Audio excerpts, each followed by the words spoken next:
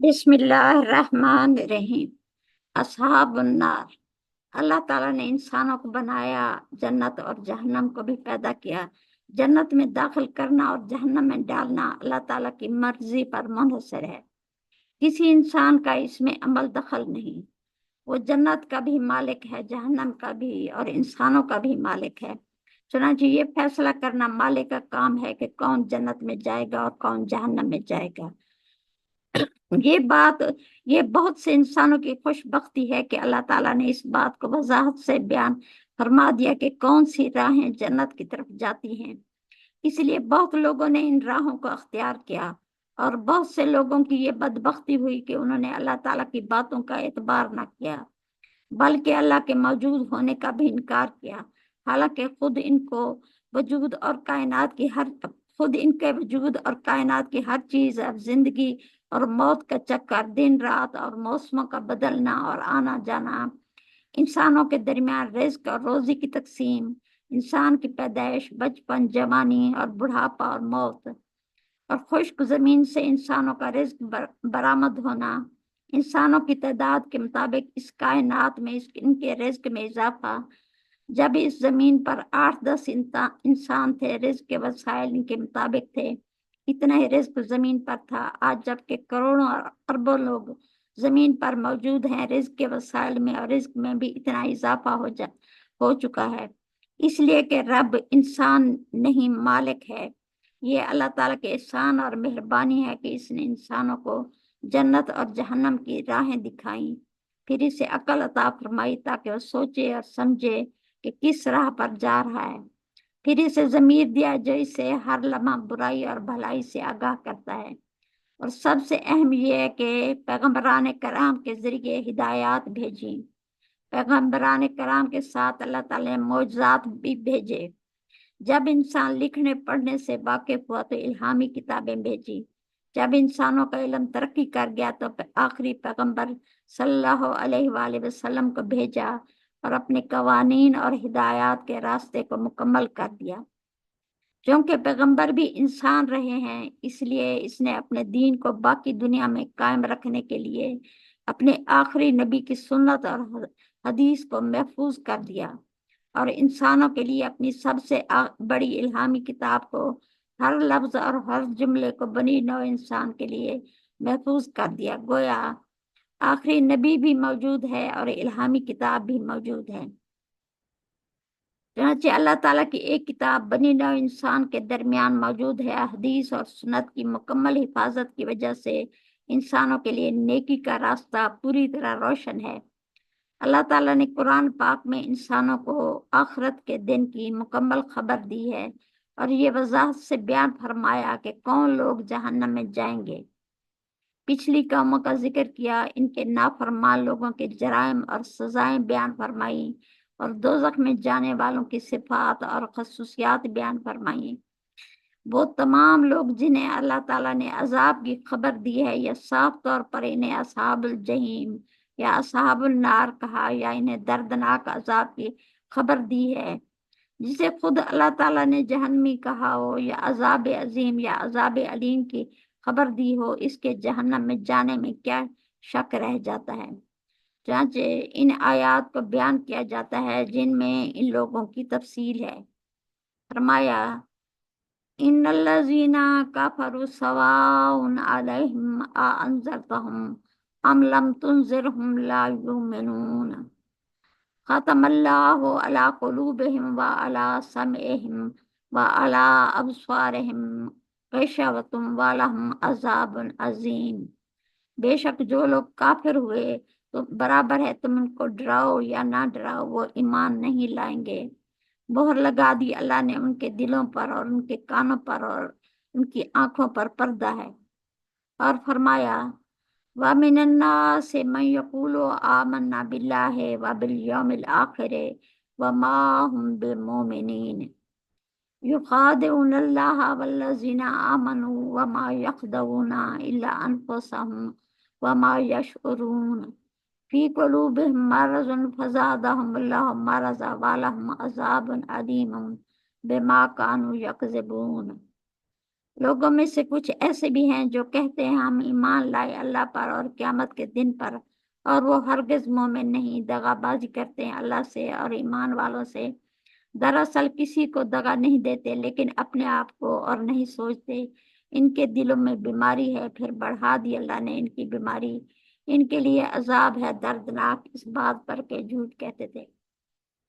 پہلی آیات میں کافروں کا ذکر ہے۔ وہ شخص جس نے کبھی زندگی میں ایک بار بھی لا الہ الا اللہ نہیں کہا، جو اللہ تعالیٰ کو سب سے بڑا نہیں سمجھتا، اللہ تعالیٰ کو انسانوں کا پیدا کرنے والا نہیں سمجھتا، اللہ پر ایمان رکھنے والوں سے ضد اور نفرت رکھتا ہے، اور مر کر جی اٹھنے پر یقین نہیں رکھتا، وہ کافر ہے۔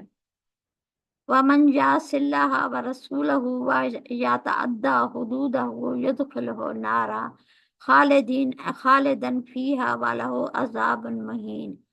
اور جو کوئی نافرمانی کرے اللہ کی اور اس کے رسول کی اور نکل جائے اس کی حدود سے، ڈالے گئے اس کو آگ میں، ہمیشہ رہے گا اس میں، اس کے لیے ذلت کا عذاب ہے۔ بلا، اور فرمایا بلا من کاسب سیئاتم واحاطت بہ خطیئاتہ فاولئک اصحاب النار هم فیہا خالدون۔ کیوں نہیں جس نے کمایا گناہ گھیر لیا اس کو اس کے گناہ نے، صبح وہی ہیں دوزخ کے رہنے والے اور ہمیشہ اس میں رہیں گے۔ اور فرمایا وَإِذَا تَبَلَّى سَعَىٰ فِي الْأَرْضِ لِيُفْسِدَ فِيهَا وَيُهْلِكَ الْحَرْثَ وَالنَّسْلَ وَاللَّهُ لَا يُحِبُّ الْفَسَادَ وَإِذَا قِيلَ لَهُ اتَّقِ اللَّهَ أَخَذَتْهُ الْعِزَّةُ بِالْإِثْمِ فَحَسْبُهُ جَهَنَّمُ وَلَبِئْسَ الْمِہَادُ۔ جب پھرے تیرے پاس سے دوڑتا پھرے زمین میں تاکہ اس میں فساد خرابی ڈالے اور تباہ کرے کھیتیاں اور جانے، اور اللہ ناپسند کرتا ہے فساد کو۔ اور جب اسے کہا جائے کہ اللہ سے ڈر تو آمادہ کرے اس کو غرور گناہ پر، اور کافی ہے اس کا دوزخ وہ برا ٹھکانہ ہے۔ اللہ تعالیٰ کے احکامات کی خلاف ورزی اور اس کی حدود کو توڑنے کی سزا جہنم ہے۔ جو شخص اللہ کی باندھی ہوئی حدود کو توڑے، مثلا وراثت سے محروم کرنا جائز حقدار کو، مسلمان کو قتل کرنا، چوری، ڈاکہ زنی، شراب، جادو کرنا، یتیم کا مال کھانا، اور کثرت گناہ بھی انسان کو جہنم میں لے جانے کا سبب ہیں جن پر توبہ نہ کی جائے۔ جیسا کہ فرمایا جس نے کمایا گناہ اور اس کو گھیر لیا اس کے گناہ نے۔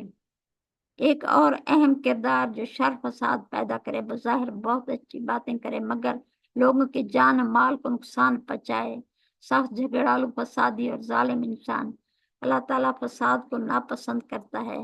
وہ تکبر اور غرور کی وجہ سے اللہ سے نہیں ڈرتا، کھیتیاں اور فصلیں تباہ کرتا ہے، لوگوں کے جان و املاک کو نقصان پہنچاتا ہے۔ بئس ما اشتروا به انفسهم ان يكفروا بما انزل الله بغيا ان ينزل الله من فضله على من يشاء من عباده فباءوا بغضب على غضب وللكافرين عذاب مهين۔ بری چیز ہے جس کے بدلے بیچا انہوں نے اپنے نفس کو کہ منکر ہوئے اس سے جو نازل کی اللہ نے اپنے فضل سے جس پر چاہا اپنے بندوں میں سے، سو کمال آئے غصے پر غصہ، اور ان کے لیے عذاب ہے ذلت کا۔ اور لَقَدْ كَفَرَ الَّذِينَ قَالُوا إِنَّ اللَّهَ هُوَ الْمَسِيحُ ابْنُ مریم۔